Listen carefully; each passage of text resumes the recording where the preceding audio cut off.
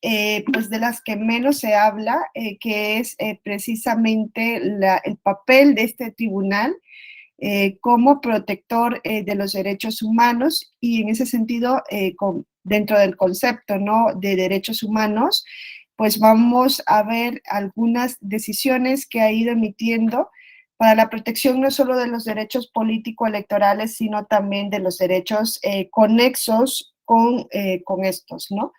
Entonces, es importante reflexionar, ¿no?, sobre esta otra cara del Tribunal Electoral, sobre, a veces, bueno, en alguna ocasión lo catalogaron como este otro Tribunal Electoral, ¿no? Porque pues muchas veces pensamos que la jurisdicción electoral lo que hace es únicamente resolver los conflictos electorales y decidir quién gana una elección, pero realmente creo que poco se difunde o poco se pone el acento en esta importante labor que ha ido haciendo el Tribunal Electoral a través de todas sus salas y de la cuantiosa jurisprudencia que ha ido emitiendo como consecuencia de dicha labor en materia de protección de derechos, y me atrevería a decir que desde esa perspectiva la actuación del Tribunal Electoral ha cambiado completamente el mapa político de México, ¿no? Nosotros sabemos que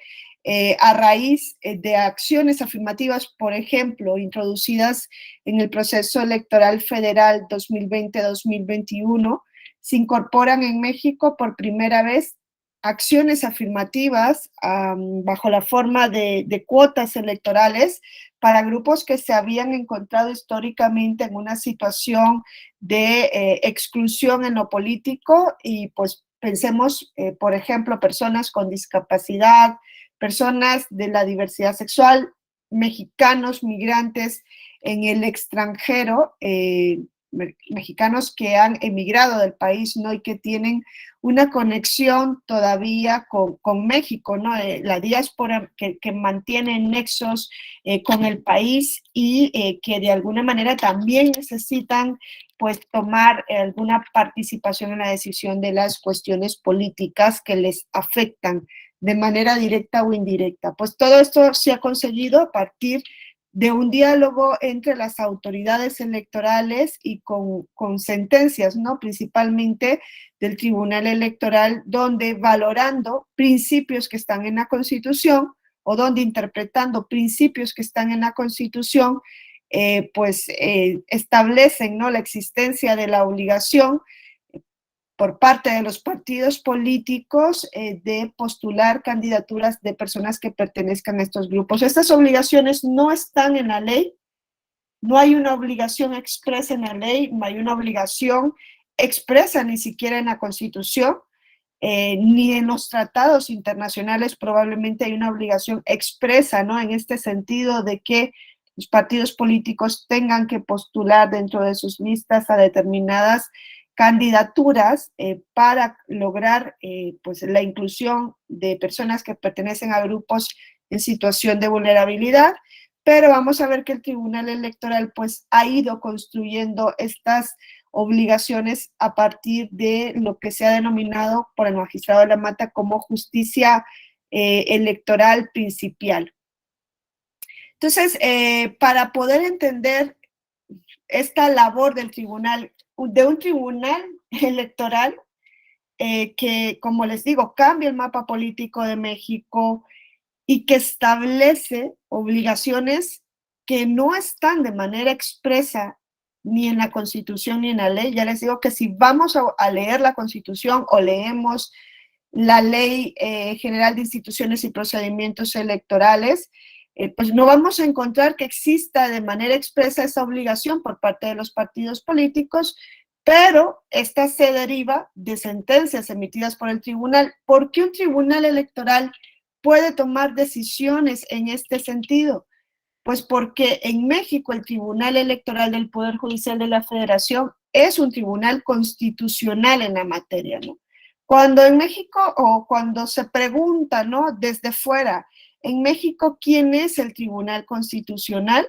Hay un Tribunal Constitucional porque podría no haberlo, ¿no? Por lo menos en Estados Unidos no hay un Tribunal Constitucional tal cual, ¿no? Aunque sabemos que hay control constitucional, se realiza por parte de los órganos judiciales en el caso concreto, y los asuntos más relevantes llegan a la Suprema Corte de Justicia de la Nación. No hay un juicio de amparo, no hay una acción de inconstitucionalidad, porque es un sistema que se rige por mecanismos distintos a los que encontramos en nuestra cotidianidad, ¿no? En México sí hay un tribunal constitucional, y me atrevería a decir que no solo hay un tribunal, hay dos tribunales constitucionales, ¿no? Por un lado, tenemos a la Suprema Corte de Justicia de la Nación, que a partir de reformas constitucionales y legales, principalmente a partir de la década de los 80 del siglo pasado, ha ido transitando para convertirse en un tribunal constitucional en México. Sabemos que pues los tribunales constitucionales pertenecen al modelo de justicia constitucional europea, y que nosotros en América hemos poco a poco importado esa tradición, ¿no? En casi todos los países, si no en todos, de América Latina, pues hay un tribunal constitucional. Llámese así, tribunal constitucional, como sería el caso de Colombia, de Perú, ¿no? Que tienen un tribunal, de Chile, que tienen un tribunal constitucional que se llama así. En algunas ocasiones, siguiendo el modelo europeo, el Tribunal Constitucional no forma parte del Poder Judicial, es un órgano constitucional autónomo.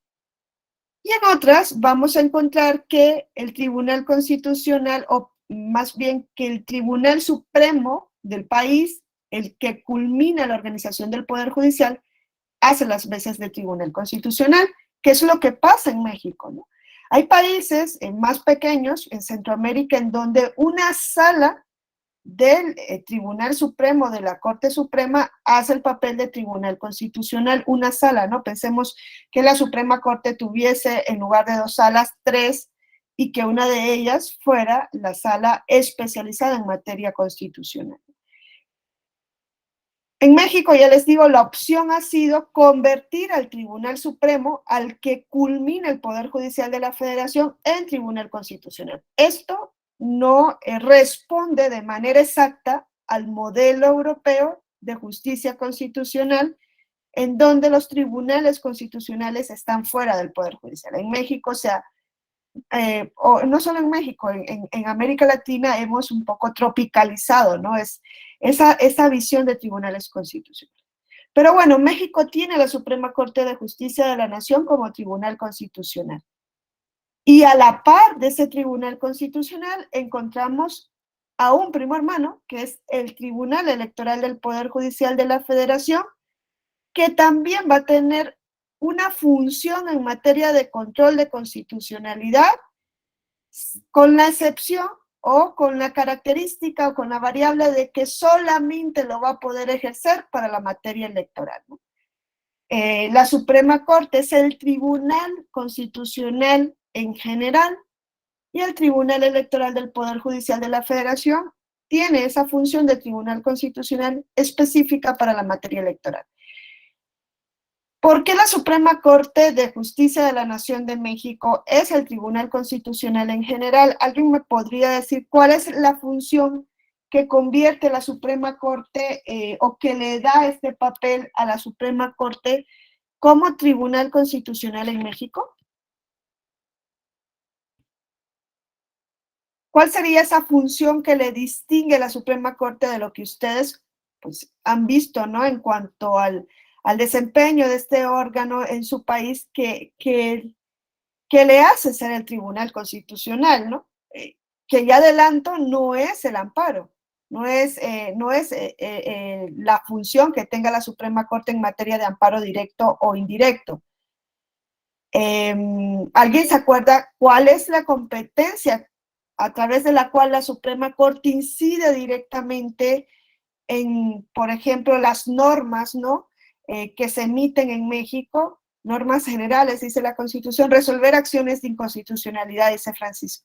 No de leyes electorales en sí, de todas, ¿no? De las normas generales, dice la Constitución. O sea, lo que hace que en México la Suprema Corte sea un tribunal constitucional en términos estrictos, ¿no? En términos técnicos, es que es la única que tiene competencia, una competencia exclusiva y excluyente para conocer de las acciones de inconstitucionalidad frente a las normas generales.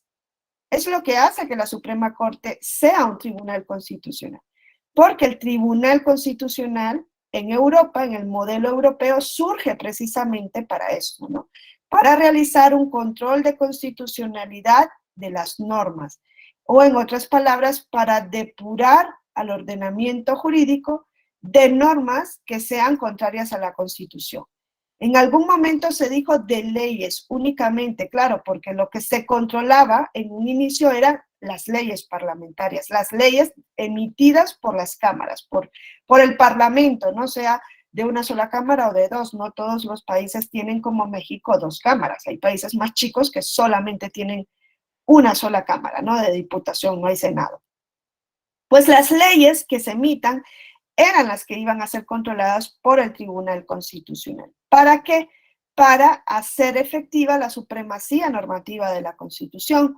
Hoy día sabemos que no solamente se controlan leyes parlamentarias, se controlan otros tipos de normas, ¿no? Se controlan decretos, se controlan tratados internacionales. En México se hace la salvedad de que no sean sobre derechos humanos, porque claro, un tratado internacional sobre derechos humanos es parámetro de control, no es objeto de control, no es un parámetro de regularidad constitucional, ha dicho la Suprema Corte. Se controlan tratados internacionales, se controlan reglamentos, se controlan decretos, se controla a las constituciones de los estados federados, que están por debajo de la Constitución Federal, que se consideran una ley, si lo ponemos para comparar con la Constitución Federal, y se controlan las normas estatales, ¿no? Entre otras. Entonces, esa es la función que hace que la Suprema Corte sea un tribunal constitucional en México, o sea, el Tribunal Constitucional en México, además de que es la única que puede resolver las controversias constitucionales. Sabemos que una controversia constitucional no la podemos llevar al Tribunal Electoral. Una controversia electoral no la podemos llevar a un juez de distrito. Una controversia electoral una controversia constitucional, una controversia constitucional, que es el término, un conflicto de competencias entre órganos, que es a lo que se refiere, solamente lo puede conocer la Suprema Corte de Justicia de la Nación. Esas son las dos competencias, y enfatizo más la de acción de inconstitucionalidad, que hacen que la Suprema Corte sea el Tribunal Constitucional en México. Ahora, esa acción de inconstitucionalidad se dirige en todas las materias. ¿Qué leyes o qué normas podemos impugnar? Pues civiles, penales, administrativas, tributarias y electorales. Una norma electoral se puede impugnar, una ley electoral se puede impugnar únicamente por acción de inconstitucionalidad ante la Suprema Corte. No hay acción de inconstitucionalidad ante el Tribunal Electoral. La acción de inconstitucionalidad, además, ustedes saben que es un control abstracto de las normas, ¿no? ¿Por qué? Porque no hace falta que esa norma se haya aplicado a un caso concreto. No hace falta que venga un individuo y diga, es que en la aplicación de esa norma, por su sola promulgación, ya me causa un agravio directo. No hace falta que aleguemos el agravio, no hace falta que cause una lesión esa norma para que sea impugnada por acción de inconstitucionalidad. Lo único que se solicita es que haya sido publicada en un medio oficial y entre en vigor a partir de la publicación. Y una vez que esto sucede, hay un plazo de 30 días para que determinados órganos interpongan la acción ante la Suprema Corte. Es un control abstracto. No necesita esa ley para ser impugnada por acción de inconstitucionalidad, no necesita haber sido aplicada ni siquiera a un caso concreto. No necesita causar un agravio. No es lo que se alega en la acción de inconstitucionalidad, porque es algo abstracto. En cambio, ustedes saben que hay controles concretos de la constitucionalidad de las leyes a partir de la lesión o agravio que pueda causar a un individuo. ¿Cómo se realiza ese control concreto de la constitucionalidad de las leyes? Hay control abstracto ante la Suprema Corte, acción de inconstitucionalidad, que incluye también a las leyes electorales, que es lo que hace que la Suprema Corte sea el Tribunal Constitucional. Y luego hay control en el caso concreto de las leyes. Ahí sí hace falta que venga alguien y diga, oh, es que la ley por su promulgación o en su aplicación me causa un agravio. ¿A partir de qué mecanismo se lleva a cabo ese control concreto en México? ¿Dónde pueden ustedes acudir cuando hay una norma que les causa directamente un agravio a ustedes, ¿no? No es general, no es algo abstracto, no es que la norma hay que ser revisada para que sea conforme a la Constitución para preservar el principio de supremacía normativa, que es lo que se hace en acción de inconstitucionalidad, ¿no? Sino que es que la norma se está aplicando a un caso concreto y me está causando una lesión. ¿Cuál es la vía en México para que ustedes puedan alegar una lesión, un agravio producido por una norma? En el caso concreto, es el juicio de amparo, ¿no? Es el amparo, el mecanismo de control concreto. Concreto porque tiene que estar la norma, tiene que afectar a alguien. O sea, yo no puedo ir en amparo y decir, impugno esta norma porque es contraria al principio de presunción de inocencia en general, aunque a mí no me afecte en nada. No puedo ir en amparo, porque ya no tendría interés jurídico y probablemente tampoco un interés legítimo, que es el presupuesto, ¿no? Para que yo haga uso del amparo. Claro, la vía concreta es el amparo. La vía abstracta de control de constitucionalidad es la acción de inconstitucionalidad. Y vuelvo a dar ese énfasis porque abstracto es que no hace falta que se haya aplicado un caso concreto. Es más, si ustedes revisan en el artículo 105, fracción segunda de la Constitución, se van a dar cuenta que quien puede presentar la acción de inconstitucionalidad es o las minorías parlamentarias en la Cámara de Diputados, en el Senado o en las asambleas legislativas de los estados si se trata de una ley estatal, o el presidente de la República, él o la presidenta de la República, en algún momento será mujer, también frente a cualquier tipo de norma, la Comisión Nacional de Derechos Humanos, si la norma viola derechos humanos, el fiscal general de la República, si la norma vulnera algo relacionado con la materia penal, el INAI, si es relacionado con la protección de datos, y vemos que son órganos generalmente políticos los legitimados. No está el individuo legitimado, no está un ciudadano de a pie ni un grupo de ciudadanos legitimados para interponer una acción de inconstitucionalidad. ¿Por qué? Porque este mecanismo no persigue proteger a la persona frente a la norma, sino proteger a la Constitución para que no existan normas que sean contrarias a ella en el ordenamiento jurídico. En cambio, en el juicio de amparo sí se persigue eso, persigue proteger a la persona frente, no solo a normas, frente a actos de autoridad generalmente. Hoy día también se incluyen actos, determinados actos de particulares que puedan causar una lesión, una vulneración, un agravio en un derecho de la persona que pide la protección constitucional o la protección federal, ¿no? Esa sería la vía para la protección en el caso concreto, el amparo. Pero ustedes también saben que en México el amparo es improcedente en materia electoral, ¿no? O sea, eso se ha mantenido casi desde siempre en el constitucionalismo mexicano. Se ha tenido, ¿no? Esa visión de que lo electoral no se podía llevar ante lo jurisdiccional.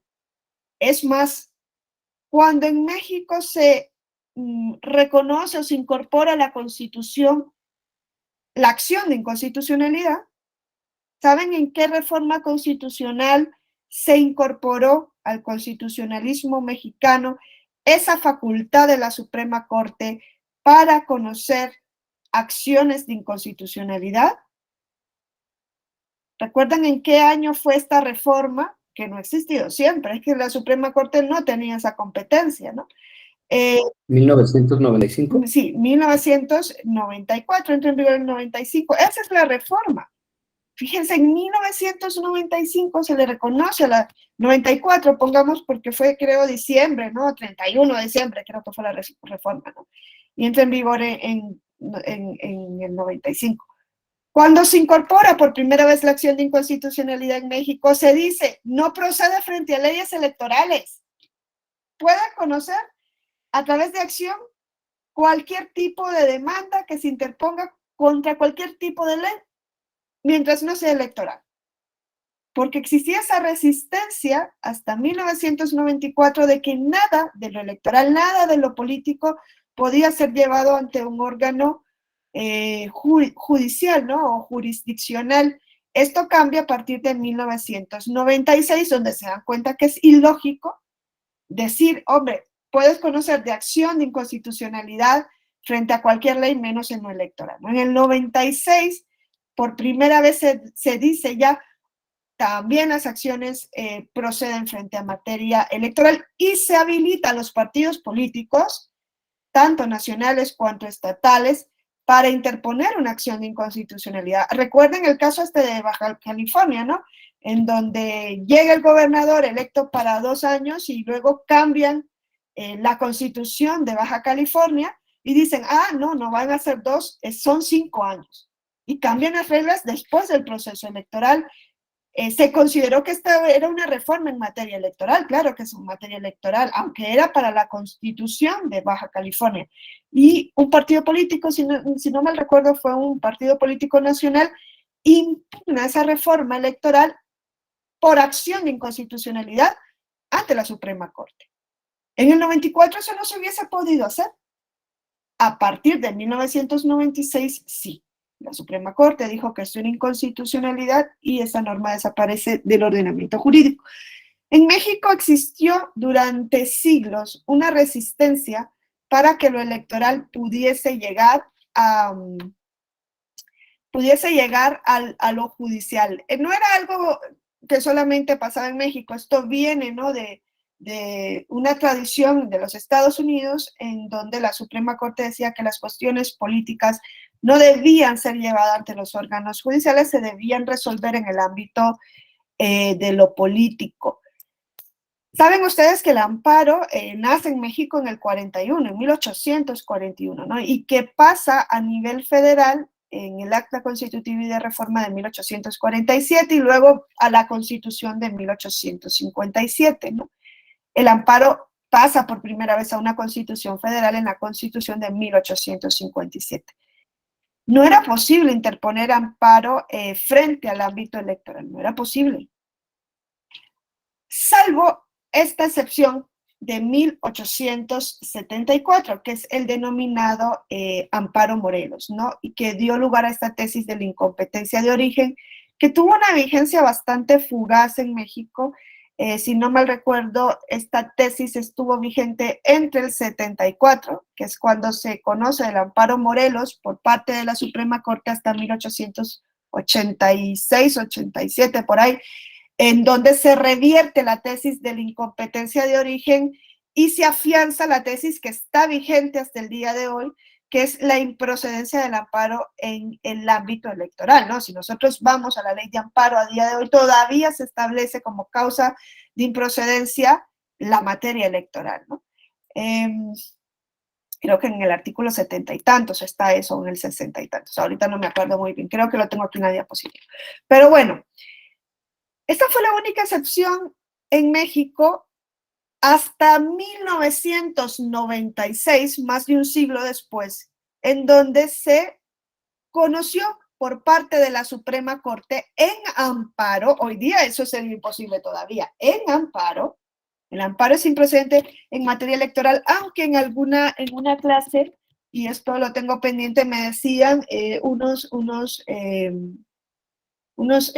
alumnos, me decían, pero sí ha procedido amparos por violaciones de los derechos de las candidaturas independientes. Eso sería interesante también analizar, a ver desde qué perspectiva ha procedido ese amparo, si ha sido así.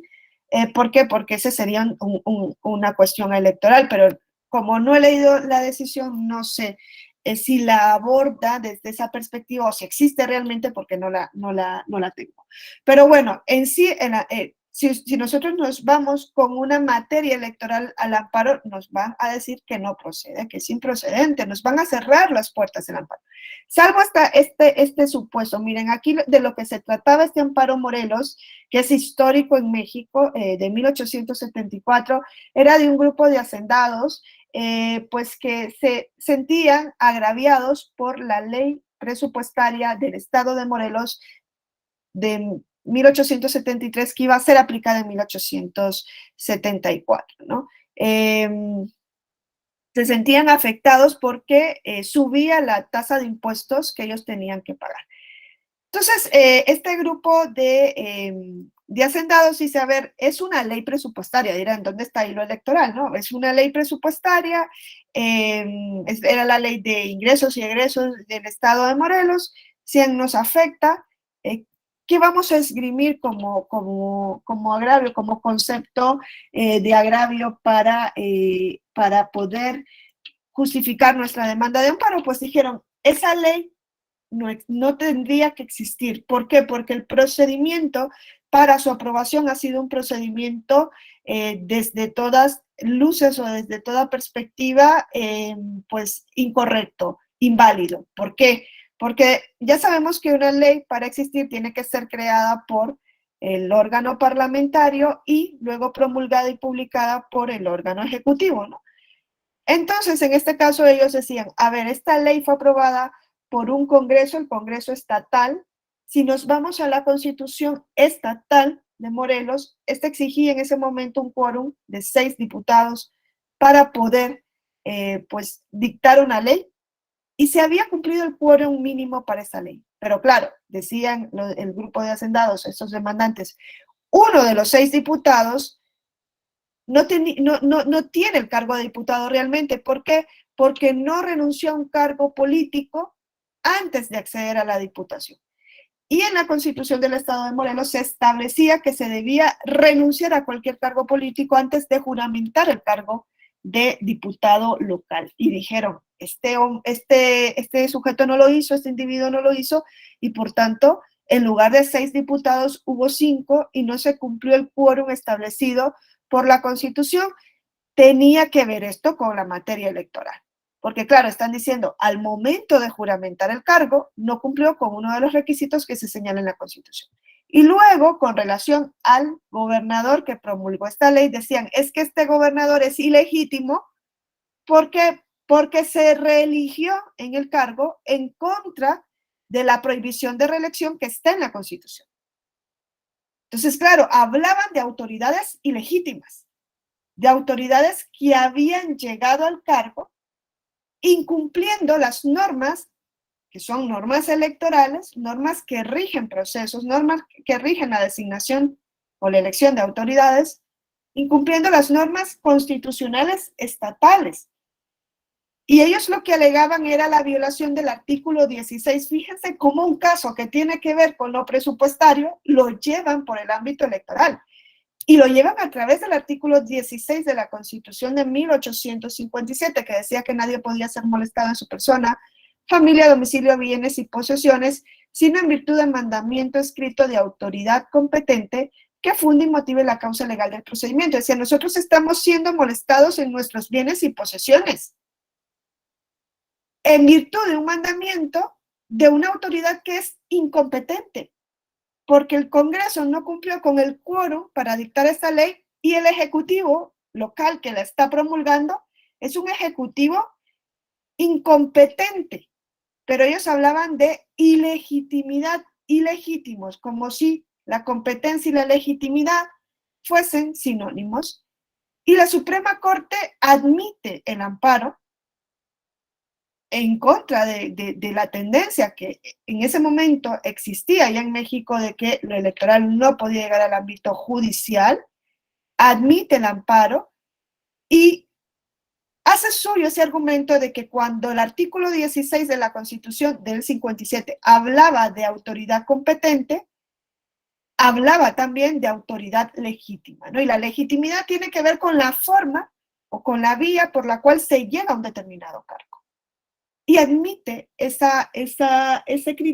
argumento, y producto de este amparo Morelos, ampara al grupo de Hacendado, dice que esa ley nunca nació, esa ley nunca existió. ¿Por qué? Porque había sido dictada por autoridad ilegítima, entendiendo por eso, por autoridad incompetente, ¿no?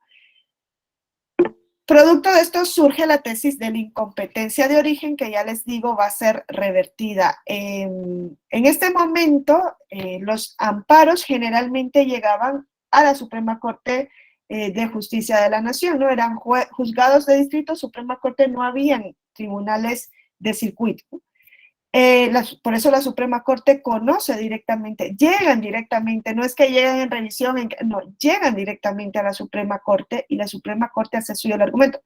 No obstante, no fue una decisión unánime, fue una decisión dividida. Principalmente estaba auspiciada por el entonces presidente de la Suprema Corte, el ministro José María Iglesias, pero otro grupo de ministros encabezados por Ignacio Vallarta no estaban de acuerdo con esto y luego lo revierten. Sí, creo que Ricardo tiene levantado. Buenos días, buen día para todos. Extraordinaria los comentarios. Nada más quería agregar, no conozco el tema de las candidaturas, pero sí ubico, por ejemplo, en tratándose de la universidad, cuando en la visión amplia del derecho electoral, en sentido estricto ya sabemos que nada más son las elecciones federales, pero en la visión amplia, por ejemplo, los procesos de auscultación para llegar a una dirección que son por votos, y los procesos, en la Michoacana, por ejemplo, o los procesos para ser consejero son por votos.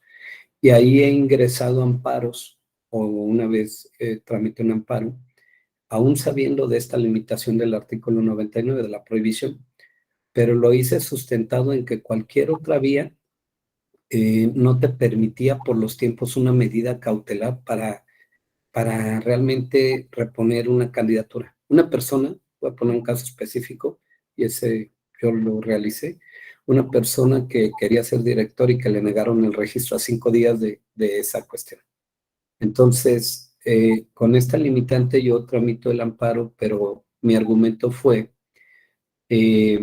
obviamente, la tutela judicial efectiva, pero el otro argumento fue que cualquier otra vía, las universitarias eran de más de 60 o 90 días o igual la electoral, y por tanto necesitaba una suspensión, que esa es en 24 horas, para garantizar el registro de la persona. Y basado en eso fue que se admitió el juicio de amparo. Pues digo, lo quiero referir porque incluso se me está ocurriendo, de acuerdo a lo que dice, que es bastante bueno, se me está ocurriendo esta modalidad como una circunstancia adicional. Lo que hice fue superar esa traba política por el mecanismo de auscultación. Es lo que quería comentar. Y hay sentencia, sí, ya, ¿no? Emitieron la sentencia. En ese momento lo que necesitas es Medida cautelar, la suspensión. para garantizar el registro. Ok, pero sí lo admitieron. Ay, Sí. me gustaría poder ver si tienes algún documento al respecto, porque sí me interesa el tema, ver, o sea, me imagino que hubo un auto que Sí, emite, ¿no? sí, sí, sí. ¿Para qué vía fue el órgano de amparo? El acto de admisión, pero quise centrarlo justo por eso. O sea, yo decidí superar la barrera de la improcedencia. Finalmente son elecciones. Claro. Finalmente es una elección, es como una elección sindical, es cualquier otro tipo de elección, y basado en eso y por la protección inmediata que requerías. De haber sido, pasaría lo mismo que en el electoral. Ya se nombraría director, se hubiera hecho toda la auscultación Y ya y luego, jamás se hubieran podido reparar esos derechos humanos fracturados. mira qué interesante. Pues sí, mira, y ahí está como también el ingenio de las personas que litigan, de cómo poder incluso sortear, ¿no? Una prohibición que casi pareciera que es intocable, ¿no? En México, Ya me decían lo del caso de las candidaturas independientes, ahora Ricardo nos cuenta este caso de elecciones internas dentro de una universidad. Pues así, a mí sí me interesaría ver cómo lo planteaste, porque sí son, o sea, son cuestiones relevantes, ¿no? Y creo que pueden servir de mucha luz para que se tenga ese ingenio, ¿no? Es más, en lo electoral vamos a ver que muchas veces se han cambiado las cosas a partir de una demanda presentada por el litigante, ¿no? A veces es el litigante el que le lleva un argumento tan novedoso, ¿no?, al órgano judicial, que el órgano judicial no encuentra otra manera de resolver, y a partir de eso se cambian las cosas. Por ejemplo, el procedimiento especial sancionador se crea casi a partir, ¿no?, de una sentencia de un órgano judicial por una demanda que hace un partido político en donde dice no hay una vía en México para conocer esto. Es muy interesante, Ricardo, y te agradezco mucho el que nos comentes, ¿no?, esta cuestión. ¿Por qué? Porque pareciera que desde que se revierte la tesis de incompetencia de origen, porque claro, en ese momento ese otro grupo de ministros dijeron, pero ¿dónde vamos? Es que si se comienzan a llevar las cuestiones electorales a un órgano como la Suprema Corte, para que conozca del proceso de elección, de cualquier proceso de elección, porque si se habla de autoridad legítima, lo legítimo es desde el origen, ¿no?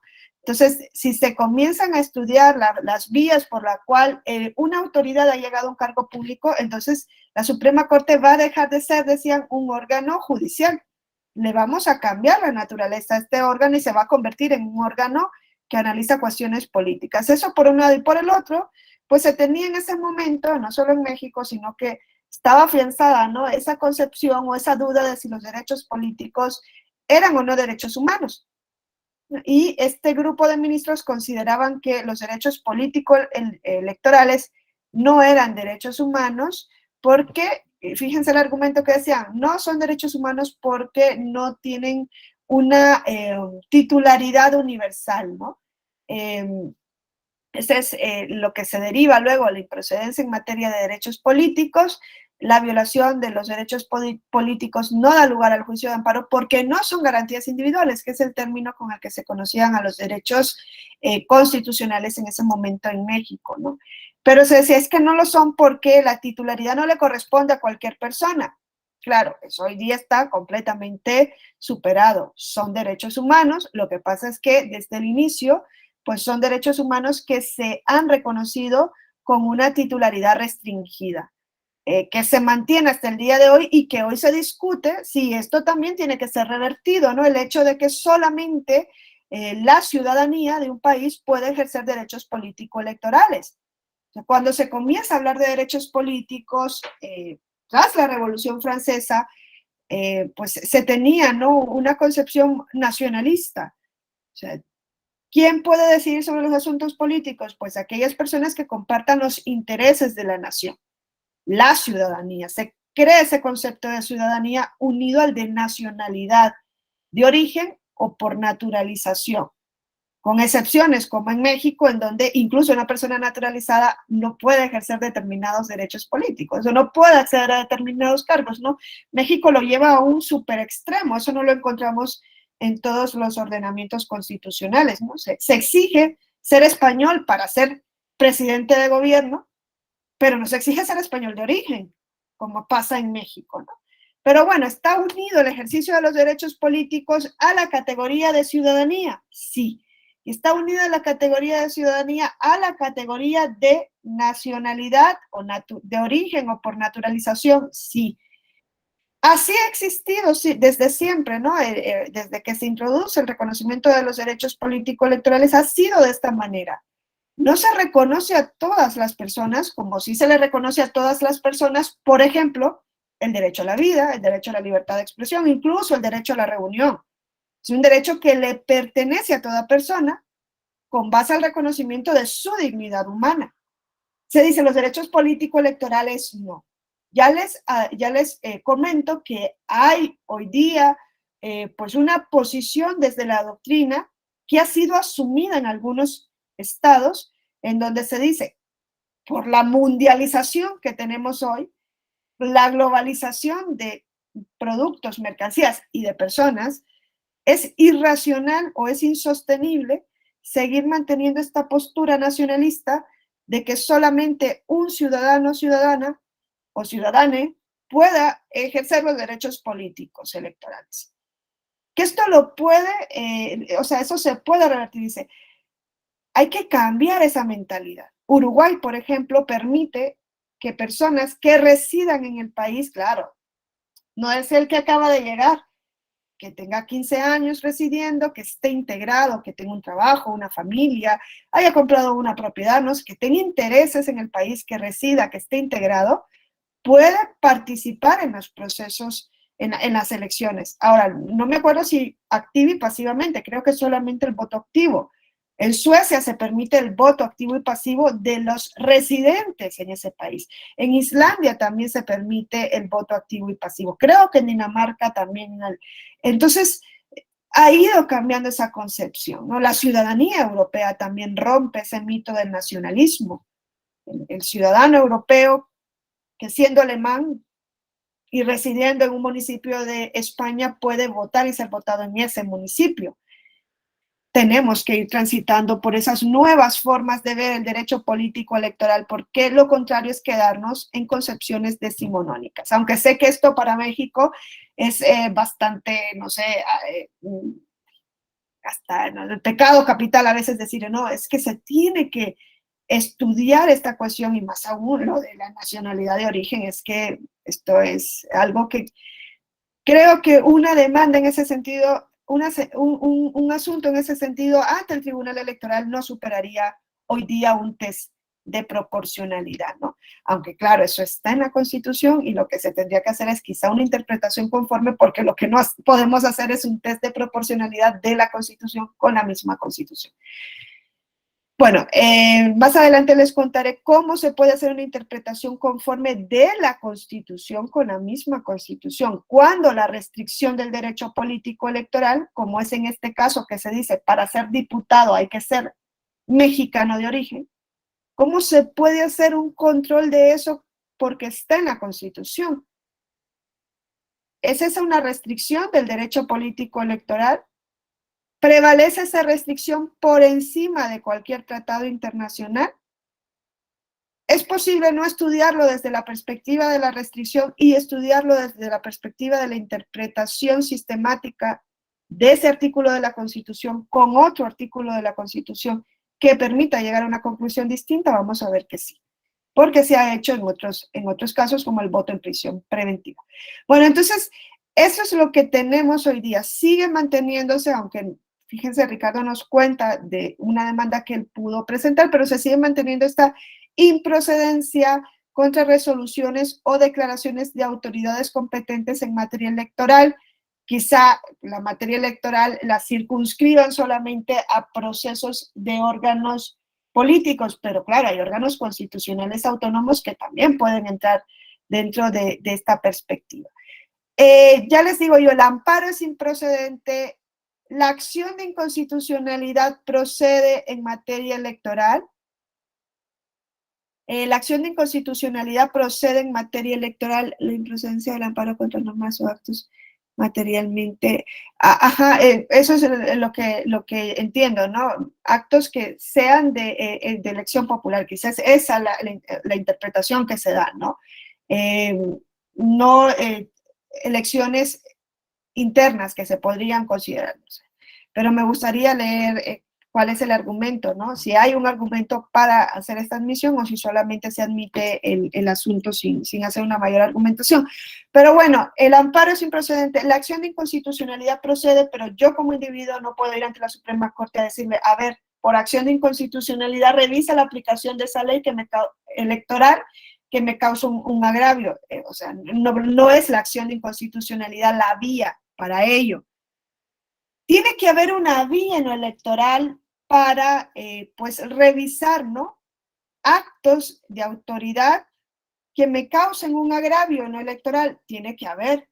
Pronto en México se dieron, bueno, pronto, en México en algún momento se dieron cuenta que tenía que haber, porque claro, todo lo relacionado con los conflictos electorales en México se resolvía ante el propio órgano electo. la Cámara de Diputados resolvía cualquier impugnación en contra de su propia elección, el colegio electoral, ¿no? Resolvía también la impugnación de la elección presidencial. Todo era político, político, político. Claro, estaba hecho el sistema para mantener lo que se tenía en México hasta, cuando se dio la transición para un primer gobierno presidencial de un partido que no fuera el PRI, en el año que 2000 fue, ¿no? Fox, el que llega, ¿no? Imagínense todo, porque claro, ¿quién iba a resolver si la elección era o no válida? Pues el mismo órgano electo, a ver qué iba a decir. Así fue inválida mi elección. Hombre, es que eso yo no sé si lo vamos a encontrar en algún lugar, ¿no? Que le dejes esa oportunidad al órgano electo y diga, no era la Cámara saliente, era la Cámara entrante la que resolvía, el colegio electoral de la Cámara electa, ¿no? Entonces, en México hacía falta que existiera una vía, ¿no? No política, sino judicial, para revisar todo lo relacionado con el control de constitucionalidad, porque cuando se lleva como un control de constitucionalidad político, generalmente ese control no funciona. Generalmente ese control no va a funcionar. Cuba, por ejemplo, el control de constitucionalidad, alguien me decía, no, es que Cuba, claro, Cuba tiene justicia constitucional. Hombre, mi primera pregunta es si Cuba tiene constitución.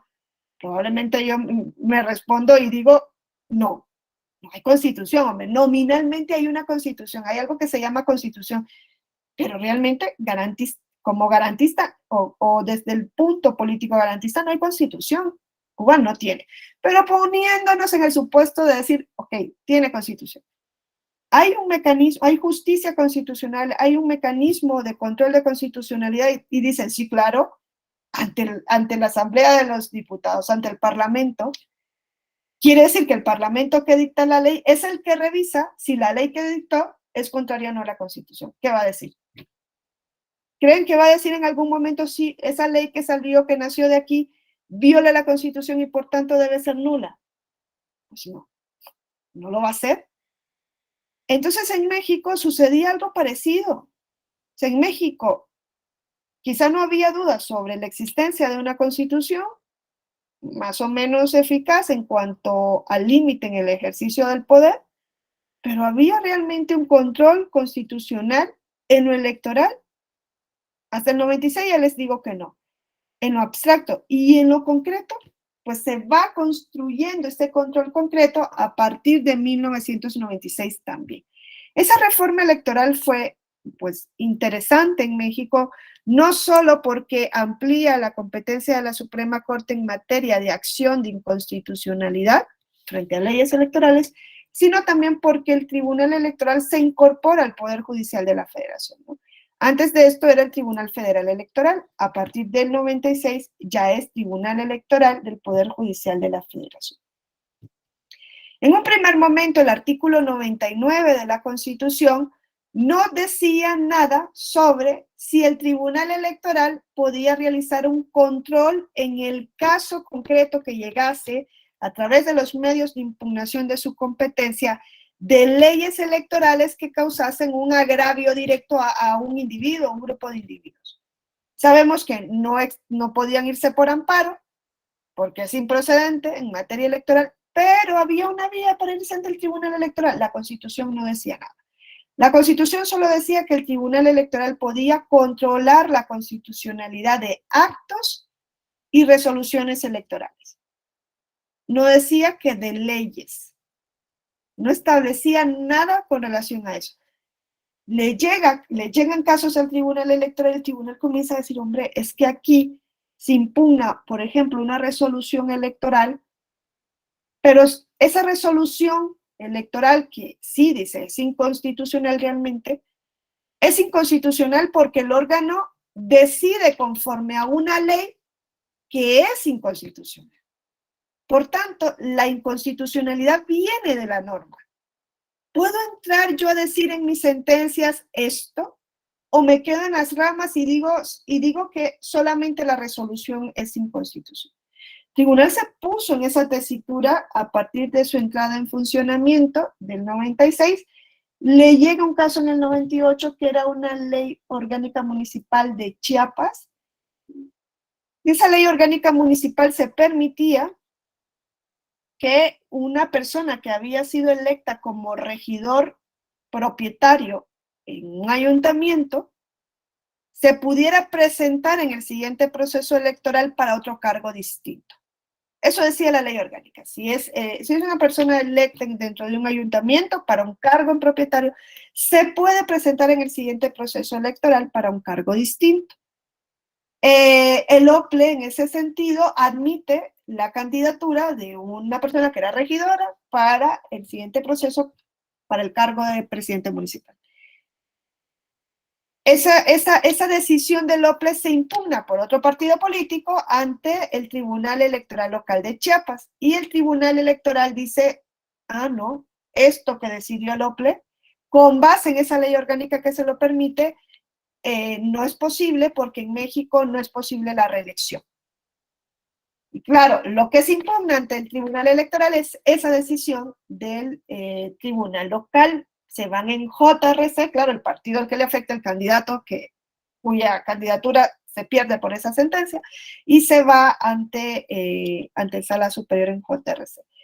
Y Sala Superior recibe el asunto y ya les digo, dice, a ver, aquí lo que se impugna es la sentencia del Tribunal Local que dice que el OPLE emite una decisión inconstitucional porque aplicando la ley orgánica municipal está violando el principio de prohibición de reelección. Eso es lo que le llevan a Sala Superior. Dice Sala Superior, ok, yo puedo estudiar lo que dice el Tribunal Local, pero tengo que analizar si esa ley orgánica municipal que permite que un miembro propietario del ayuntamiento se presente en reelección al siguiente proceso para otro cargo distinto, eso no contraria al artículo 115 de la Constitución. Entra el tribunal, le entra, porque dijo, a mí la Constitución ni me lo permite ni me lo prohíbe. Me dice que estudie la constitucionalidad de actos y resoluciones, pero esto no me es suficiente. Yo tengo que entrar a analizar la constitucionalidad que sirve de la ley que sirve de base a esa decisión que se impugna. Y en ese momento decide Sala Superior que la ley orgánica municipal era contraria al 115, porque decía el 115 prohíbe la reelección. Sabemos que hoy día esto no podría sostenerse porque la reelección es para el mismo cargo, ha dicho el tribunal, no para un cargo distinto. Pero en ese momento dijo, es reelección. No entró a analizar lo que ahora sabemos de la reelección, ¿no? Que tiene que ser para el mismo cargo. Bueno, a partir de esa sentencia se comienza a construir esta jurisprudencia, la 5/99, que dice Tribunal Electoral tiene facultades para determinar la inaplicabilidad de leyes cuando éstas se opongan a la Constitución, de leyes electorales, cuando éstas se opongan a la Constitución. Y el tribunal anduvo bien contentito entrándole a conocer. Y la Suprema Corte no decía nada porque pues eran temas que decían que le entre, ¿no?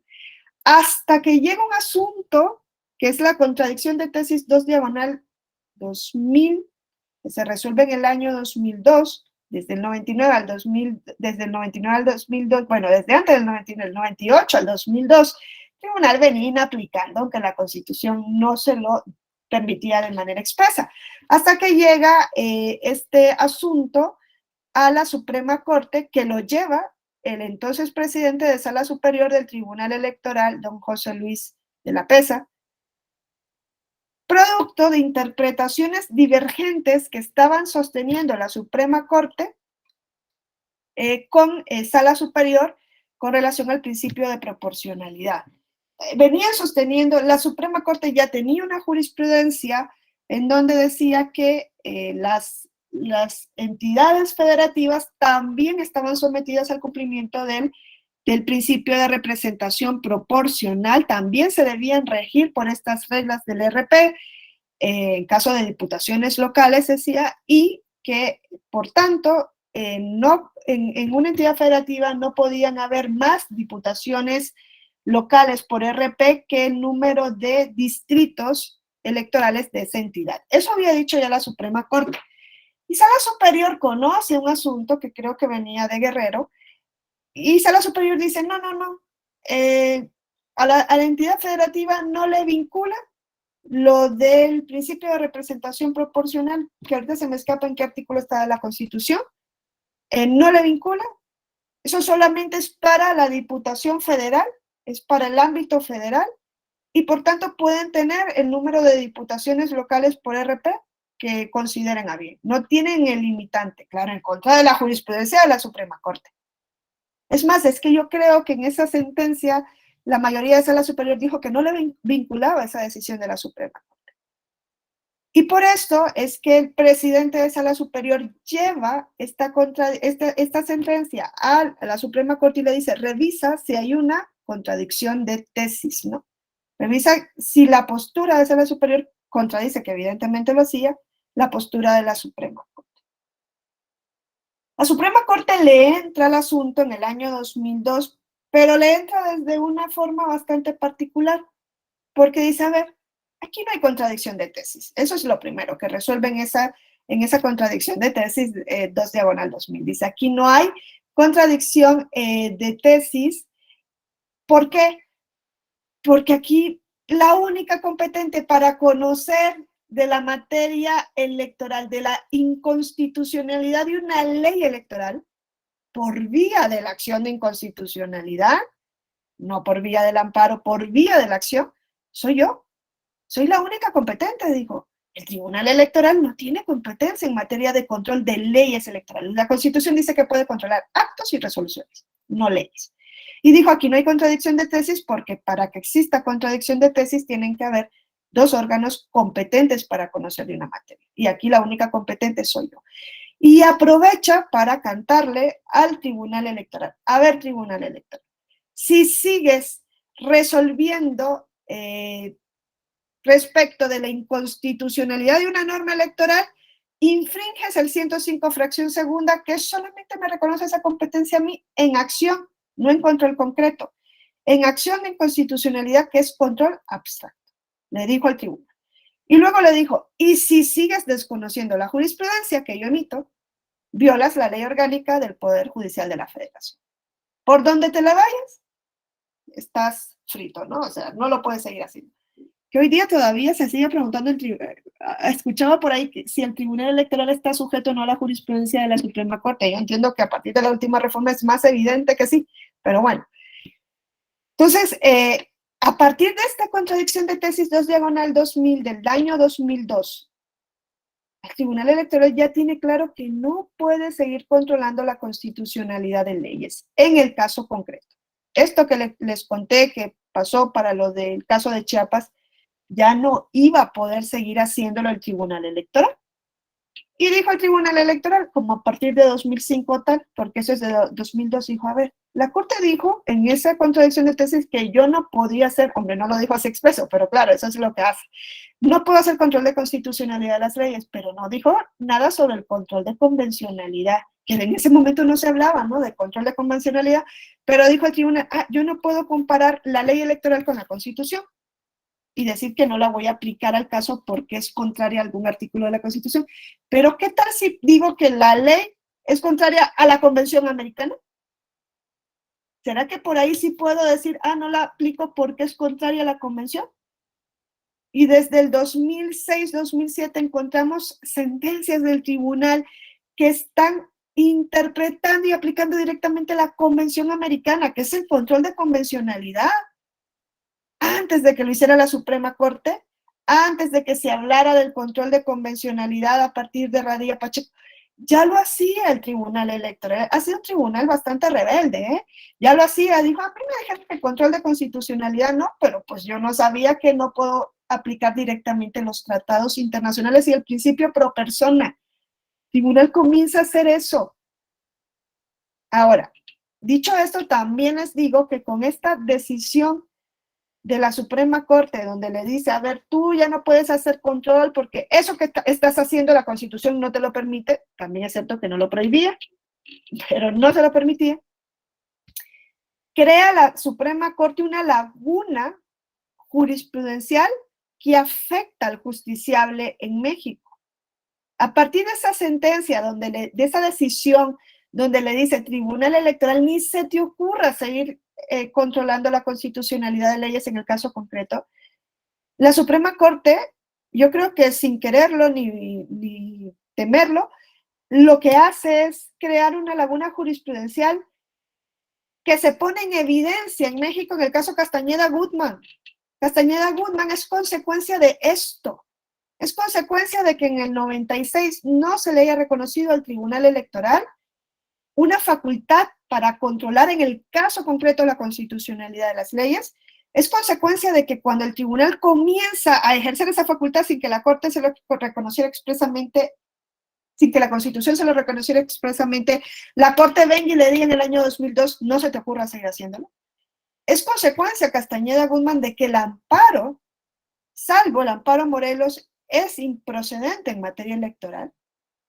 Ustedes se acuerdan, ¿no? Un candidato independiente, quiere ser candidato independiente, va ante el IFE, el entonces IFE, ¿no? O INE, a inscribirse como candidato para las elecciones presidenciales de 2006, y el IFE le dice, a ver, el Código Federal de Instituciones y Procedimientos Electorales dice que yo solamente puedo inscribir candidaturas por partidos políticos. ¿Vienes por partidos políticos? No.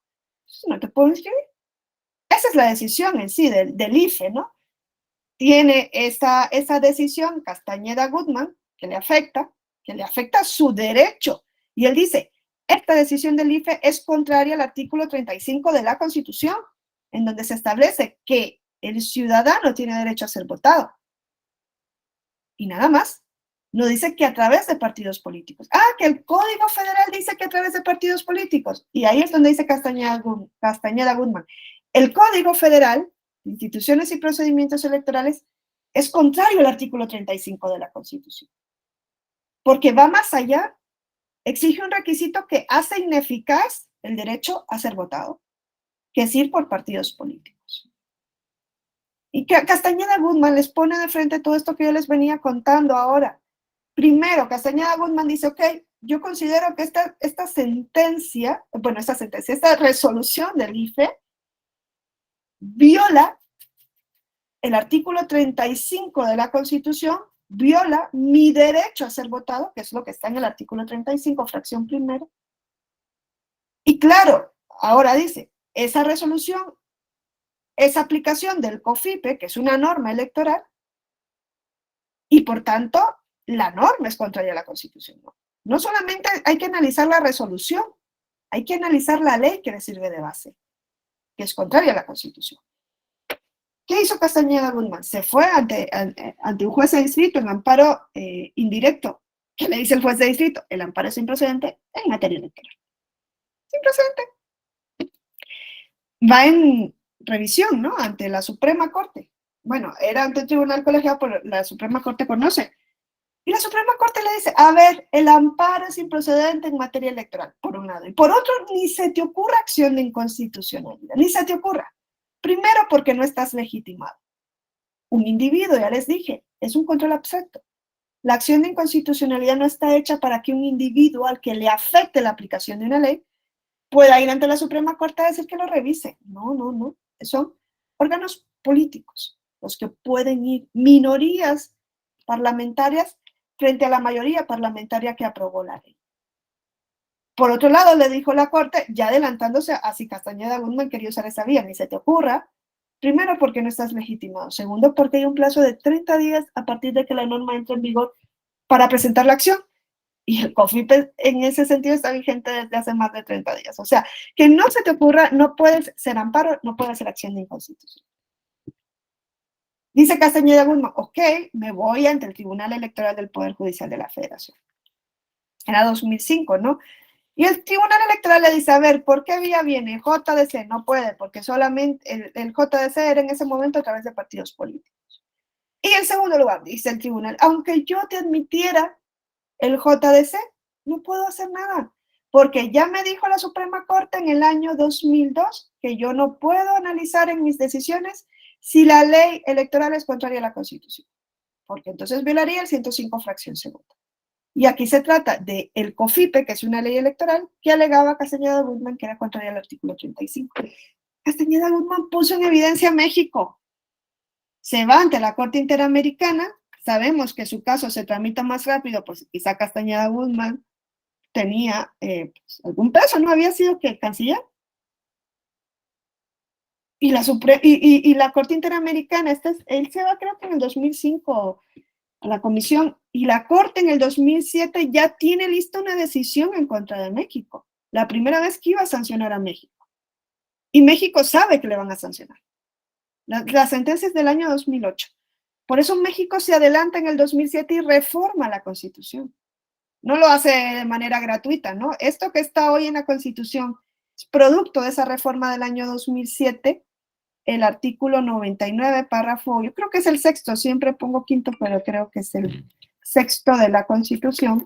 El artículo 99 es producto de esa reforma de 2007, donde México ya sabe que le va a sancionar la Corte Interamericana.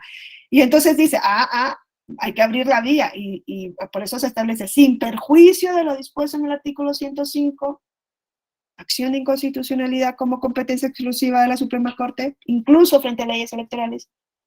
Las salas del tribunal, no sala superior, las salas, pueden resolver la inaplicación de leyes electorales contrarias a la Constitución.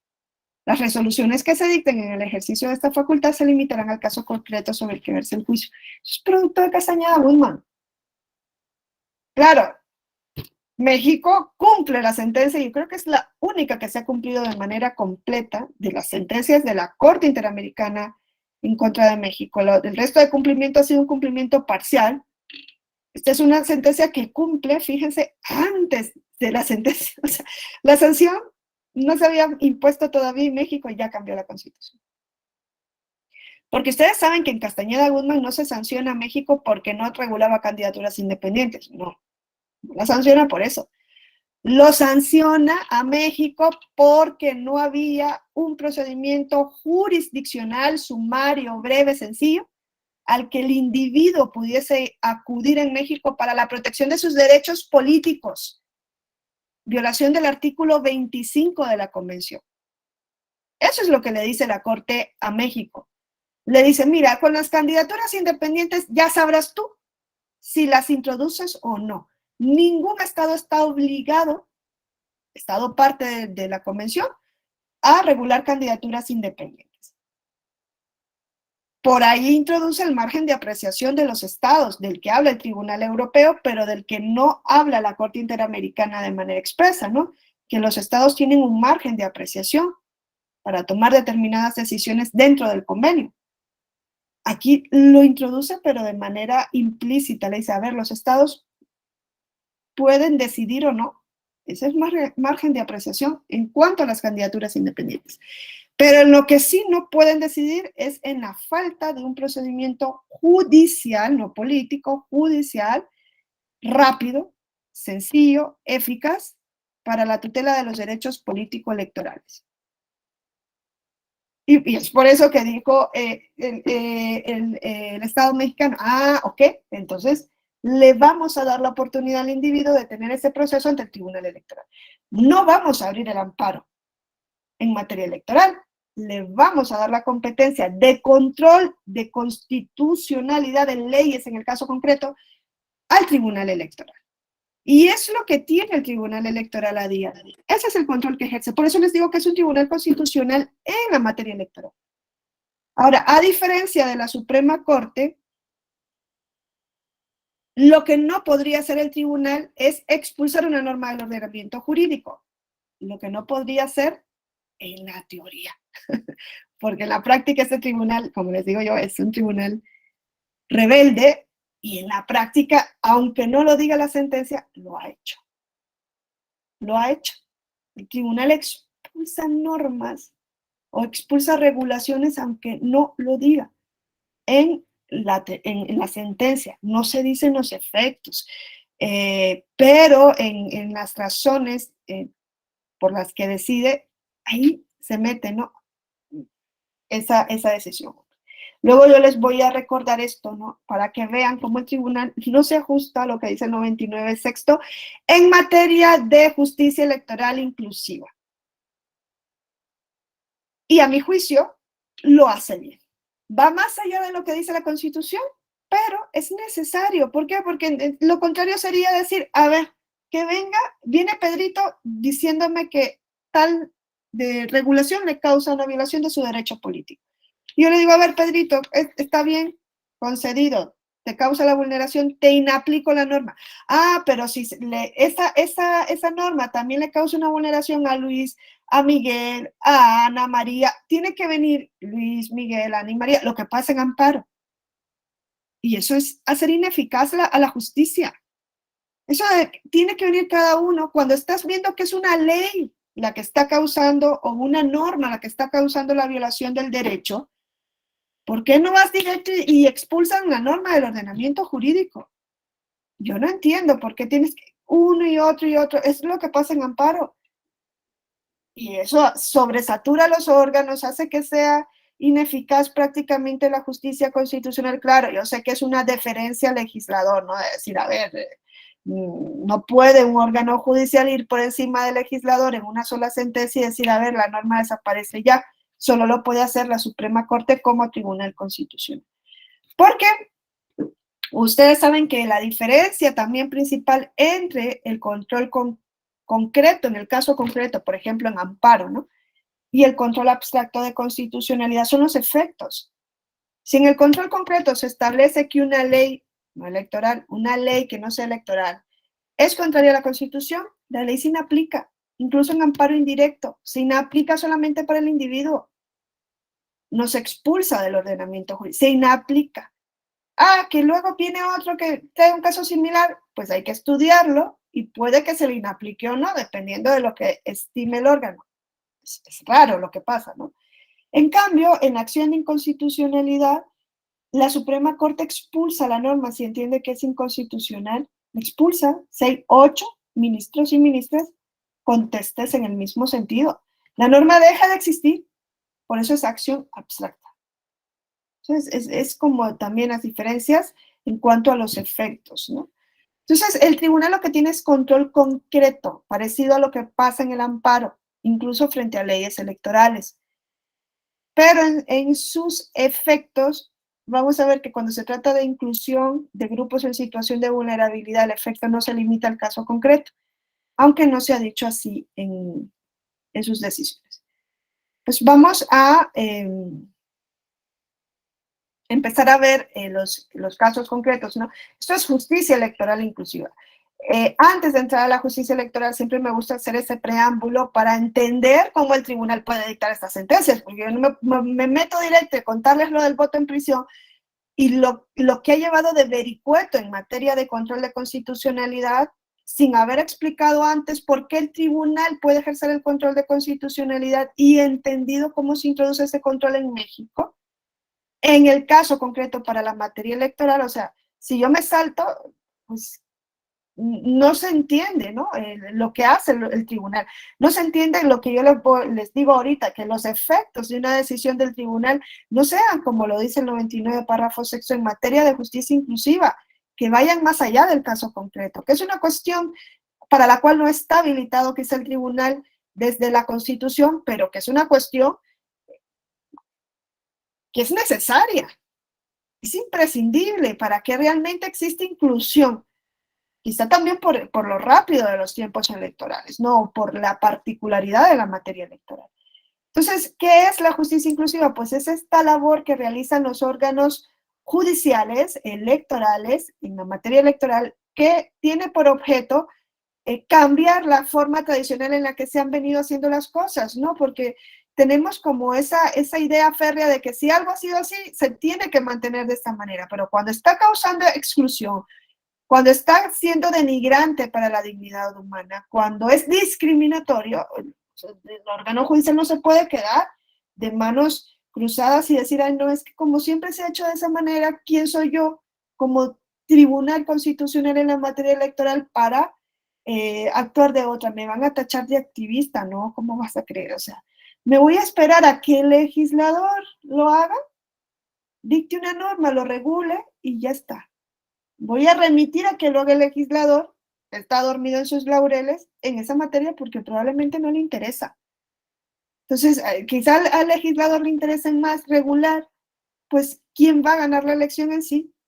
En lugar de, es que la persona con discapacidad no puede participar en un proceso electoral en igualdad de condiciones que el resto. Quizá eso no le interesa, ¿no? Entonces, esa es la justicia electoral inclusiva a la que nos vamos a referir. lo que intenta es esto, es incluir a grupos que pertenecen, o a grupos que están en una situación histórica de vulnerabilidad o de exclusión. Rápidamente voy a intentar contarles lo que pasó con el voto en prisión para mañana ver otros asuntos, ¿no? Donde el tribunal lleva a cabo esa función de inclusión. Llega al tribunal electoral una demanda, bueno, llegaron dos demandas en JDC en el año 2018. A ver, denme un segundito, por favor.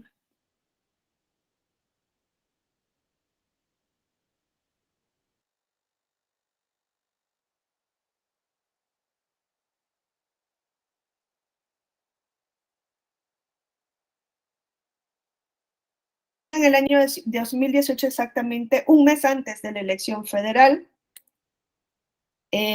dos JDC. Y esos dos JDC le dicen al Tribunal Electoral, a ver, nosotros somos personas que nos autoadscribimos como indígenas, tzotziles, desde el año 2002 fuimos privados de nuestra libertad por la Procuraduría General de Chiapas y hasta el momento, 2018, no hay una sentencia que confirme si efectivamente pues nosotros cometimos el delito del cual se nos acusa. 16 años en prisión preventiva sin que existiera una resolución al respecto. Fíjense la barbaridad de esta situación. Y le dicen al Tribunal Electoral, pues desde que entramos a prisión se nos ha cometido una serie de vulneraciones de nuestros derechos. Una de ellas, dice, es que se nos privó de la credencial para votar con fotografía. Además de esto, no se nos informó en nuestra lengua originaria las razones por las cuales se nos detenía, se nos ha sometido a tortura durante estos 16 años. No es que hemos estado en una cárcel destinada a personas que están en prisión preventiva, no, es que hemos estado en prisión, al igual que las personas condenadas, y hemos sufrido de las mismas precariedades que nadie debería sufrir, la verdad, ni en prisión preventiva ni con condena, ¿no? Y esto es lo que le llevan al Tribunal Electoral. El Tribunal Electoral dice, a ver, bueno, y además le dicen, se me olvidó, y le dicen, y además de esto te decimos que el INE ha sido omiso, ha incurrido en una omisión porque no ha regulado la posibilidad para que nosotros dos podamos votar en prisión preventiva. Entonces, esa es la sentencia que le llevan a Sala Superior, y Sala Superior dice, a ver, yo no le puedo entrar a analizar si se le violó el debido proceso porque no se le informó en su lengua originaria las razones de la detención, eso no corresponde a mi competencia, ni puedo entrar a analizar si han sufrido de las precariedades en prisión y que hasta el día de hoy son 16 años que están en prisión preventiva, excede, ni le entró a analizar lo que dijeron que le habían quitado la credencial para votar con fotografía desde el ingreso al centro penitenciario, que es una política penitenciaria, pero que también llevaba su aquel que el tribunal no entra a analizar, no lo entra a ver en este caso, pero sí hay decisiones del tribunal en casos posteriores, decisiones de salas regionales, no de sala superior. Y luego lo que entra a analizar es, ok, que el INE ha sido omiso porque no ha regulado un procedimiento o no ha dictado las medidas para que las personas en prisión preventiva puedan votar en los procesos electorales federales y locales. Esto es a lo que el tribunal entra. El tribunal desde un inicio sabe que este caso no lo puede resolver de una manera ortodoxa, porque los demandantes son personas que pertenecen a grupos vulnerables, hay una interseccionalidad de la discriminación, confluyen varias categorías sospechosas de discriminación en estas dos personas. Son dos personas que se autoadscriben como indígenas, son dos personas que están privadas de libertad y son dos personas que están en estado de pobreza. Claro que este caso no lo pueden resolver como se resuelve un caso ortodoxo, ¿no? Hay que hacer un ejercicio de jurisdicción distinta, ¿no? O con otros enfoques. El problema que se plantea en este asunto no era un problema cualquiera. El asunto, como les digo, llega un mes antes de las elecciones federales de 2018. El tribunal tiene que resolver esto antes del 1 de julio, pero el tribunal se da cuenta que no lo va a poder resolver. ¿Por qué? Porque el asunto planteado exigía determinar si efectivamente el INE había sido omiso en establecer estas medidas y que, claro, si había sido omiso, se estaba vulnerando el derecho a votar del artículo 35, fracción primera de la Constitución. Eso es lo primero que tenía que entrar a analizar Sala Superior. ¿Es realmente el INE omiso y por tanto hay una vulneración del derecho al voto de estos dos individuos? Pero claro, para analizar si había una vulneración del derecho al voto, tenía que determinar si los demandantes eran realmente titulares del derecho al voto. Las personas en prisión preventiva son titulares, las personas que están en prisión preventiva del derecho al voto. Esto es donde el tribunal se metió en un berenjenal. ¿Por qué? Porque los magistrados y magistradas no estaban de acuerdo con el criterio que finalmente toma Sala Superior. Para saber si los demandantes eran titulares del derecho al voto y si por tanto el INE había violado el ejercicio de este derecho, se tenía que ir al artículo 38, fracción segunda de la Constitución, que establece que los derechos de ciudadanía se suspenden por estar sujeto a un proceso criminal por delito que merezca pena corporal a contar desde la fecha del auto de formal prisión, dice la Constitución, que es vinculación a proceso a día de hoy, ¿no? Entonces, Sala Superior se encuentra con esto y dice, ¿son realmente estas dos personas titulares del derecho político a votar o tienen suspendido el derecho de ciudadanía? Porque aquí la Constitución de manera expresa es que es expreso. O sea, no es que se intuye, que se interpreta, no dice que a partir de vinculación a proceso, si el delito por el que se les está vinculando merece pena corporal, ya se suspende la ciudadanía. Claro, hay una restricción de la Constitución. Yo les digo, en algún momento pensé si podía haber hecho un control de convencionalidad directo. Sala Superior, un control de convencionalidad de la Constitución, que todavía no ha llegado a ese punto el Tribunal Electoral. No hay una sentencia en la que haya hecho un control de convencionalidad de la Constitución. En algunos casos dice, ¿cómo es posible que se hable de control de convencionalidad de la Constitución? La Constitución es una norma. ¿Por qué no va a poder también ser controlada conforme a tratados internacionales? ¿No? Pero claro, en México eso no es posible cuando hay una restricción constitucional, porque en la contradicción de tesis 293 de 2011, la Suprema Corte dijo que cuando hay una restricción, ahí no hay principio pro persona, ni hay progresividad, ni nada de lo que tanto hablan del año 2011. Toda esa vanagloria de la reforma en materia de derechos humanos no es operable, no opera si hay una restricción constitucional, porque ya ha decidido el soberano que esa restricción es la que va a aplicarse en México, ¿no? Eso también es algo que yo creo que en algún momento la Suprema Corte va a tener que entrar a revisar, ¿no? Si es sostenible seguir manteniendo ese criterio de la 293 diagonal 2011, que es el que rige a día de hoy. Entonces, Sala Superior, yo estoy segura que quería entrarle por esa vía, ¿no? Y hubiese sido un bombazo decir, la Constitución es inconvencional, no puede entrarle por esa vía. Entonces le entra por la vía, que les decía yo, de la interpretación sistemática. No sé si interpretación conforme, porque la interpretación conforme es de una norma conforme a la Constitución. Para salvar la constitucionalidad de la norma, buscamos una interpretación que sea conforme con la Constitución.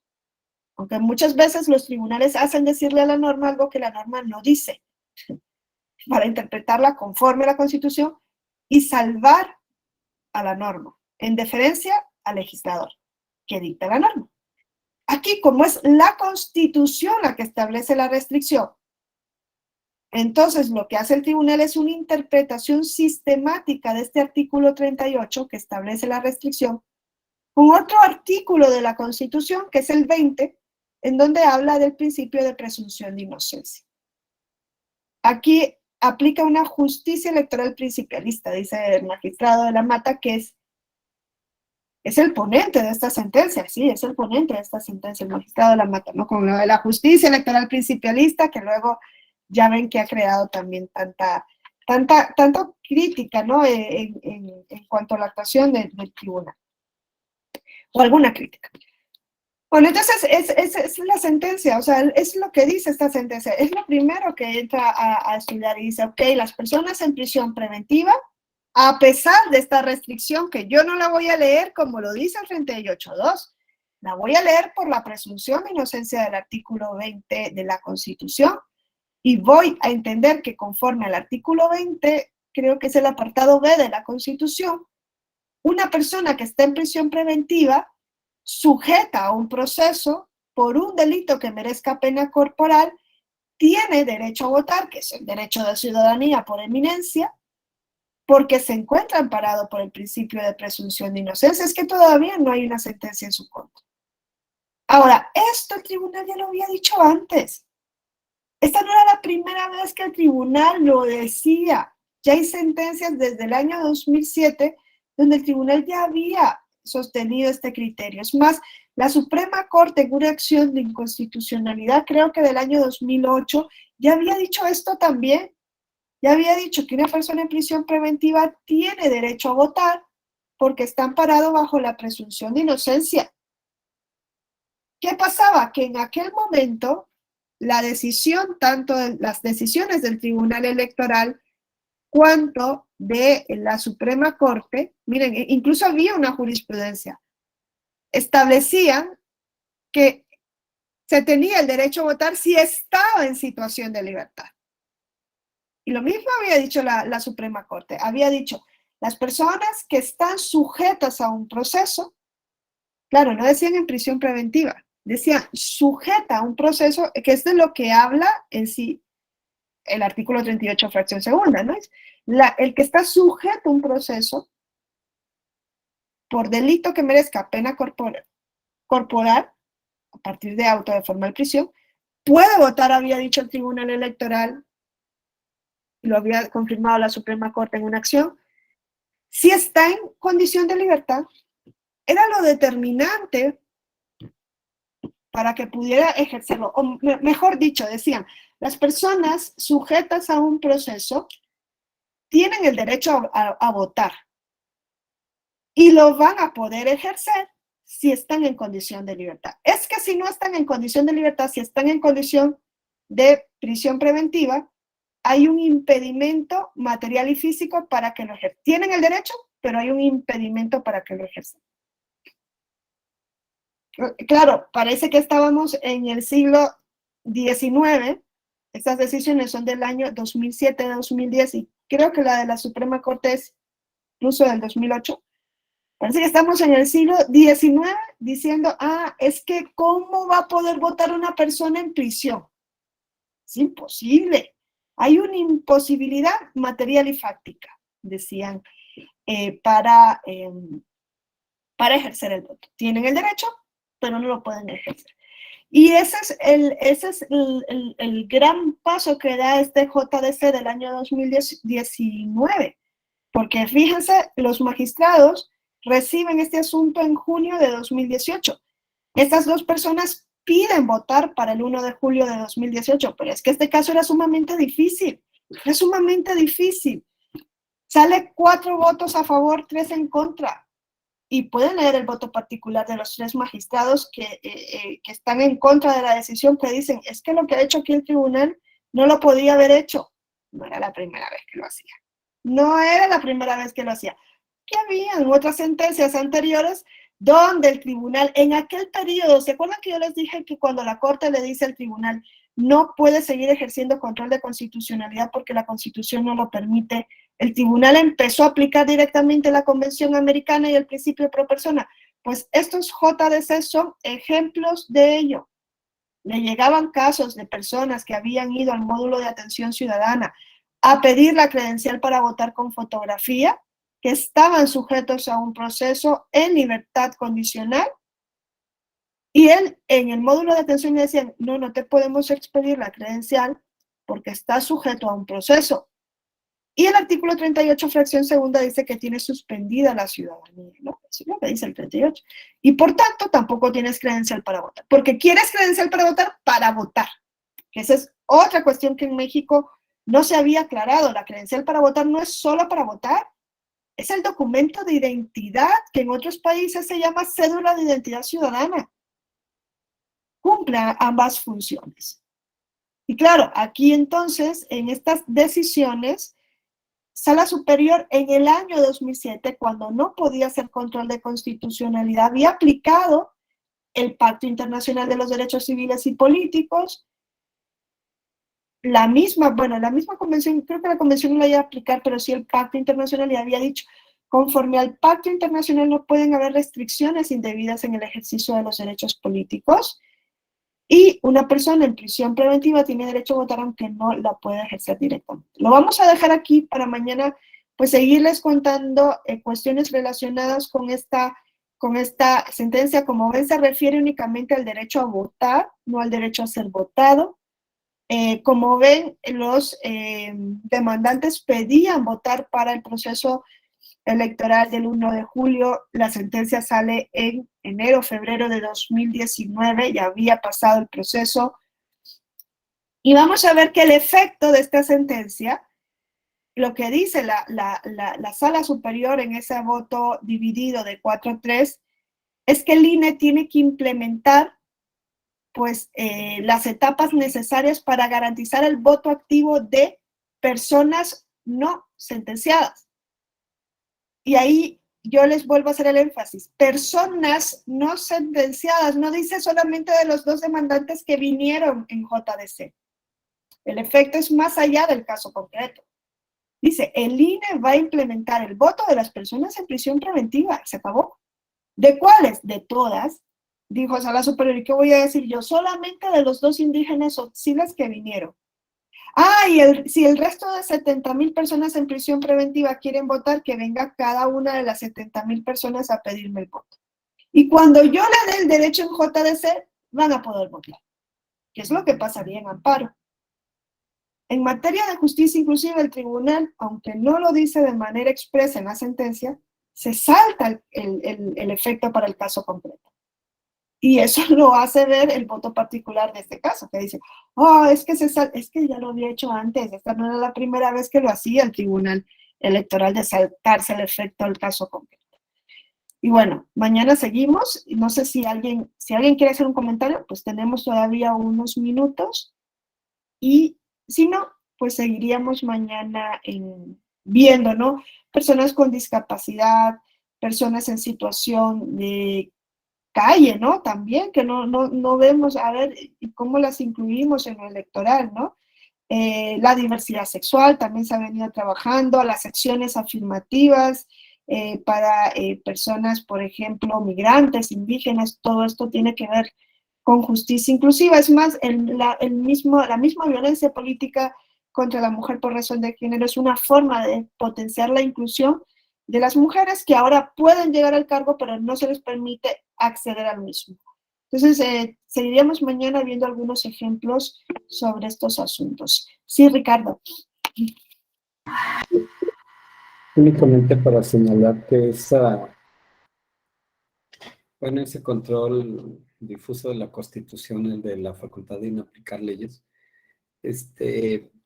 viene de esa situación de convencionalidad que yo no sabía lo que usted nos planteó del Tribunal del 2006, pero sí los votos de la convencionalidad del año 2003 y del año de Sergio García Ramírez en cuanto a juez, y del 2006 que ya se generó el tema de decir que es una obligación de naturaleza estatal, y en caso de que haya una contradicción, pues es en aplicación. Y quise señalarlo porque es un tema poco explorado, nada más que esos votos también son importantes. Es cuanto. Gracias. Gracias, Ricardo. Sí, el doctor Sergio García dice que pues le le atañen ser el padre de la convencionalidad, y sí lo es, ¿no? Es a partir de sus votos donde se comienza a tener esa noción evidente. Es el Monacid Arellano, ¿no? La primera, donde comienza esto, de que el convenio no es un texto que está ahí muerto, ¿no? Es un texto vivo que vincula también a los tratados miembros. Y en ese sentido, y eso es lo que les digo, las normas internas de un país tienen que adecuarse, los actos, diría yo también, tienen que adecuarse a lo que se establece en un tratado al cual el Estado se ha responsabilizado en cumplir, ¿no? La pregunta de hoy es, ¿y las constituciones también tendrían que ser conforme a la convención? Parece que en el caso este de Petro Urrego contra Colombia, sí la convención, la Corte como que se lo dice casi de manera clara, ¿no? A Colombia y le dice, oye, tu constitución es contraria a la convención, revisa, ¿no? Porque también las constituciones tienen que adecuarse a los tratados internacionales. ¿Por qué no? Claro, aquí todavía está esa resistencia y más aún con la contradicción de tesis, ¿no? Y más aún está la resistencia si es un tribunal como el Tribunal Electoral el que viene a decir, es que no voy a aplicar la Constitución y voy a aplicar la Convención. Yo pienso que aquí el tribunal estuvo súper tentado a hacerlo. Si no hubiese existido esa contradicción de tesis, sin duda lo hubiese hecho. Imagínense la bomba que hubiese sido, ¿no? Pero hace algo que tampoco, no cantan mal las rancheras, dicen aquí, ¿no? Porque luego dice, y esa restricción que está ahí, la voy a hacer desaparecer interpretándola con la presunción de inocencia. Porque si ustedes se dan cuenta en esta sentencia, el tribunal hace desaparecer la restricción del 38. Entonces, ya no existe esa restricción a partir de una sentencia del tribunal. Una restricción que está en la Constitución. Y ahí digo, el tribunal así calladito ha tomado decisiones que son bastante controvertidas, ¿eh? Lo que pasa es que es para incluir. Si lo usara para el mal, pues creo que habría mayor crítica, pero como es para incluir, se ha como pues dicho, ok, va adelante, ¿no? La Corte no ha dicho nunca en estos casos, oye, inaplicaste y hiciste aquí, no, porque esta inaplicación se la tienen que comunicar a la Corte, dice el 94, el 99. Entonces, son casos que quizá de los que ya no se habla tanto, pero miren, cambia el mapa político de México. Yo sé que en breve habrá una sentencia en donde el tribunal va a decir que las personas condenadas tienen derecho a votar, y habrá alguna sentencia que diga de manera expresa que una persona en prisión preventiva tiene el derecho a ser votada. Que, dicen, es que en otros países eso se puede hacer. Entonces, no es nada que sea imposible de llevar, es llevar la inclusión a un extremo mayor, ¿no? Entonces, estos son litigios estratégicos y ponderación de derechos. No sé si, no se ponderaron derechos, se hizo es que fíjense, es que es un caso bastante complicado. No se ponderaron derechos porque por un lado estaba el derecho de estas personas a votar y por el otro, ¿qué derecho podemos tener? No había un derecho. Podemos hablar quizá de un principio, pero no, en la sentencia no se pondera, no hacen esa ponderación. Lo que encontrábamos aquí era una restricción de derechos. Bueno, miren, ahí quizá voy a tener que rectificar. Hay una restricción de derechos. El tribunal pudo haber hecho en esta sentencia un test de proporcionalidad de esta restricción de derechos que está en la misma Constitución. No que la hace el legislador, que está en la misma Constitución. La pregunta es, ¿podía el tribunal entrar a hacer un test de proporcionalidad de una restricción constitucional? No sé yo. Si puede hacer un test de proporcionalidad. Porque ustedes saben que los derechos se pueden restringir, ¿no? Me parece que el único derecho que no se puede restringir nunca es la prohibición de tortura. Ese es el único que no se podría restringir. El único. no admite excepciones, dicen, ni que me digas que vas a torturar a este gran delincuente porque tiene secuestrados a 100 niños, bueno, a un niño, a 10, a 100, a 1000 niños, y la vida de esos niños está en peligro y le vas a arrancar las uñas para que digan dónde está. Está prohibido, no hay excepción. Yo diría también la prohibición de esclavitud, ¿no? El resto de derechos se pueden restringir, pero principalmente por leyes. Y cuando una ley restringe un derecho es donde se puede venir a hacer el test de proporcionalidad de esa ley. Si persigue un fin legítimo, si es idóneo, si la medida es necesaria y si es proporcional en sentido estricto y se hace la ponderación. Pero aquí la restricción viene dada por la Constitución. No veo cómo el tribunal pudiese hacer un test de, bueno, es buena pregunta, ¿no? De constitucionalidad de la propia Constitución. Por eso lo que hace es una interpretación de la Constitución leyéndola a partir de otro principio que está en la Constitución, que es la presunción de inocencia. Creo que por eso es que entra por esa vía. En la sentencia ustedes no van a encontrar un test de proporcionalidad, sino que hace esa interpretación de la Constitución con un principio de una restricción de derechos frente a un principio. Eso es lo que entra a hacer, interpretación sistemática, no a ponderación. Sí, María. María, tienes creo que cerrar el micrófono.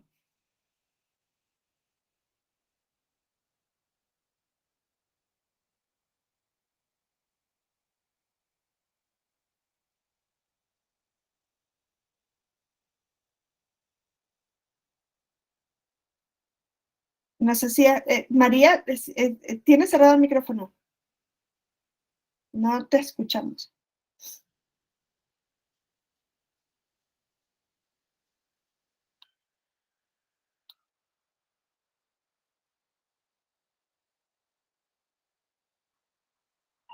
No sé si estás escribiendo. Pero no te escuchamos, ¿eh? Creo que lo que dices es, ¿ya se hizo el ejercicio de votación en el pasado proceso en el estado de Hidalgo? Sí. ¿Por qué? Porque vamos a ver que esto, lo que dijo el tribunal es que el INE lo tenía que ir haciendo por etapas, ¿no? Para ir viendo cuál mecanismo va a ser utilizado. Hay un informe que luego se emite de esta primera prueba piloto que realiza el INE en las elecciones intermedias para ver cómo funciona. Dice, las acciones que implementó el INE en el pasado proceso para dar cumplimiento a esta sentencia. Sí, ese es el proceso piloto. Mañana vemos un poco qué es lo que llevó a cabo el INE en algunos ceferezos, que luego ahí se dice, pues se pudo haber llevado también a centros penitenciarios estatales, no solo federales.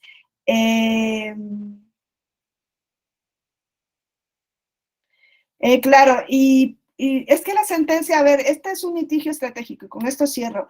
No, yo en mi mente no pienso que estas dos personas lo que más les urgía cuando le han violado sus derechos de la manera más evidente y crasa posible, cuando hay una abominable vulneración por donde lo veamos, 16 años en prisión preventiva, que lo que les interesa sea votar en prisión. Claro, esto fue un litigio estratégico. Evidente, litigio estratégico. Estas personas lo que le piden al tribunal electoral es votar. No le llevan otro argumento. Hombre, si ya el tribunal hubiese dicho y además tienen el derecho a ser votados, si ya por sí la sentencia casi no sale, imagínense si se hubiesen ido a más, ¿no? A dar más de lo que le pedían estos dos individuos. Y ya con la sentencia estaban cambiando el mapa. Esta sentencia ganó un premio internacional a la sentencia inclusiva del año que se dio en África en el 2020, en plena pandemia. Fue la sentencia inclusiva del año. Entonces, el voto activo es lo que se reconoce. Yo les digo, con ese mismo argumento se aplica el voto pasivo. Claro, no ha llegado el caso. No ha llegado todavía el asunto. Y el legislador está así, no ha dicho nada. Nada, ni el poder de reforma de cosas, nada ha dicho. El tribunal es el que le entró. Bueno, mañana seguimos viendo este caso y otros. Muchas gracias.